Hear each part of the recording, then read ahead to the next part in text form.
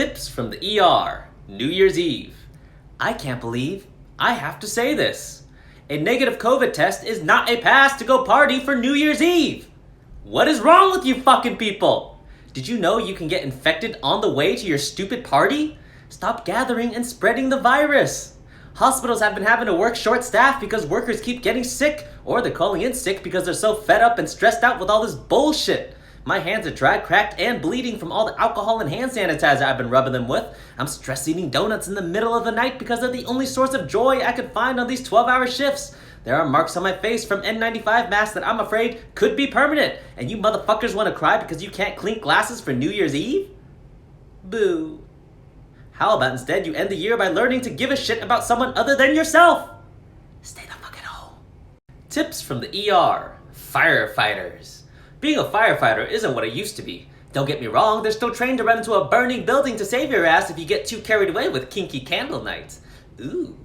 But fire prevention has gotten so advanced these days. Buildings are being constructed smarter and safer, and fire education amongst the public has gotten so good, Smokey the Bear could finally retire. Think about it, when's the last time you had to use a fire extinguisher?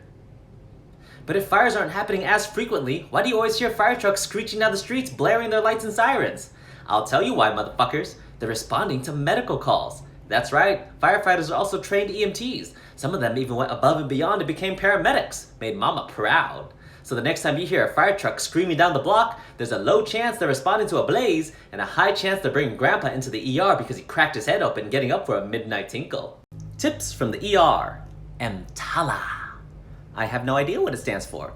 All you need to know is that these 6 little letters are the reason you can't be turned away if you come into the ER, regardless of your citizenship, ability to pay, or more importantly, your personal hygiene. That's right, motherfuckers, no matter who you are, insurance or not, if you can manage to get your ass into the ER, you're gonna get some treatment. And we're not gonna tell you how much that treatment costs until after we say bye-bye. If this seems unfair, think about this. You check in for a headache and we tell you a scan of your head costs $5,000. You're thinking that money could be better spent on a new Gucci belt, so you say, fuck it, no thanks. You take 2 steps out of the ER and you drop dead because turns out that headache was a brain bleed. If you never knew the cost of treatment, would you still have walked out? Luckily, you'll never have to be put in this situation thanks to EMTALA. Tips from the ER, X-rays. Isn't it funny how we tell you X-rays are safe, then just as we're about to shoot, everyone covers their genitals and runs away, leaving you exposed to radiation all by your lonesome? How does it feel to be lied to? I'm fucking with you. It's really not that much. Radiation from a chest X-ray is equivalent to the amount of radiation you get flying from California to New York 3 times. You breathe in more radiation just walking around outside. But unlike you, we are exposed to radiation from scans all day long. Of course we're gonna run. And why does it take so long for your scans to be read? I'll tell you why, motherfuckers. Because the person taking your picture isn't the one reading the scan.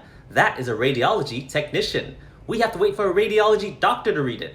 That's right, some poor soul went to school for 13 years just to sit in a dark room and read those grainy black and white blobs of body parts. Then they have to write a report, then relay that message back to the ER doctor who finally gets to tell you that your arm is indeed broken. Tips from the ER, oxygen.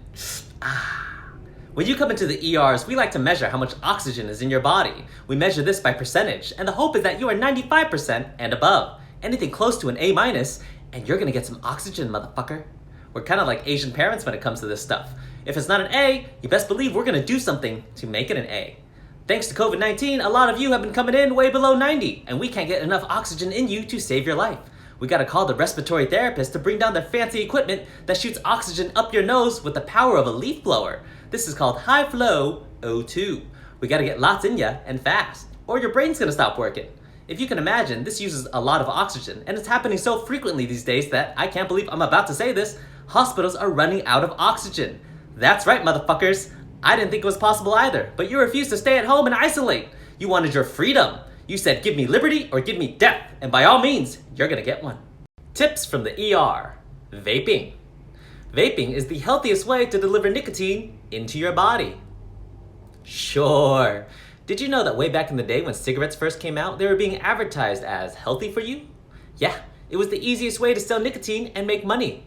Doctors everywhere were going, got a headache? Smoke a cigarette. Stomachache? You should smoke a cigarette. Cough, sore throat? You should definitely smoke some cigarettes.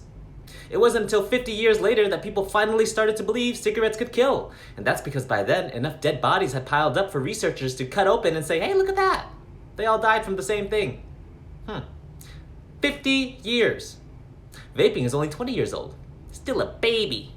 Not enough dead bodies to provide any significant data. But I bet you in 30 years there will be, because that dead body is going to be yours.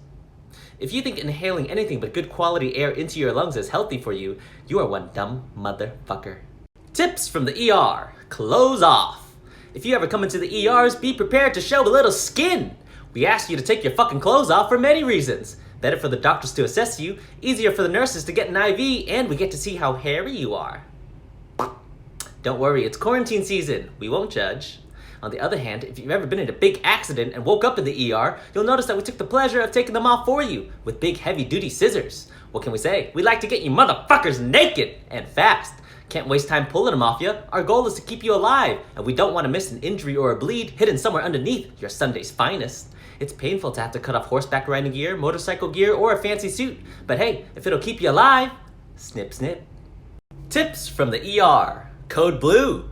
Ah, yes. If your daily caffeine intake hasn't woken you up yet, a Code Blue certainly will. If you ever hear this over the loudspeakers of a hospital, it means someone somewhere has either stopped breathing or their heart stopped working. Hopefully it isn't you. But if it is, don't you worry. A team of doctors, nurses, respiratory therapists, and whoever else can get their pants on will rush to come find you and bring you back to life. And just like the TV shows, they will run, and fast. So if anyone's in the hallways, get out of the way. Hearing Code Blue in the hallways is like hearing sirens on the streets. Pull to the motherfucking right! I have no idea why they call it a Code Blue. If I had to guess, it might be because the person turns blue when they stop breathing or when they're dead. Wouldn't want that to be you. Code Blue! Tips from the ER. The Q word.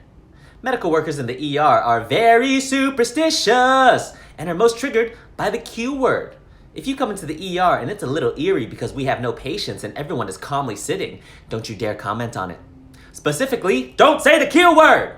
Ask anyone in the ER and they'll tell you it's a proven fact that saying the Q word is a green light for anarchy and disorder to descend upon the ER and wreak havoc. It's gonna get busy and it's gonna be your fault. Don't believe me? Get this. Someone said the Q word once and I saw 5 ambulances, 10 patients, and a tsunami show up to the emergency room. Facts. So next time you're in the ER, if you don't want us to hate you, don't say it's quiet. Motherfucker. Consejos de la sala de emergencias. Dolor de abdomen.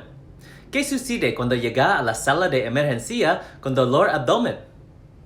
Te vamos a decir que deje beber y comer. Así es, hijos de las putas. Si tiene dolor de abdomen, deja de joderlo dándole mierda y que trabaje.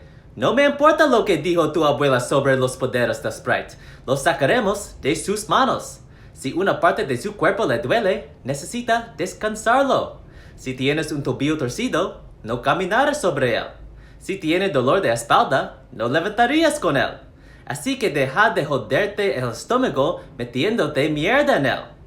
Al menos hasta que el dolor desaparezca.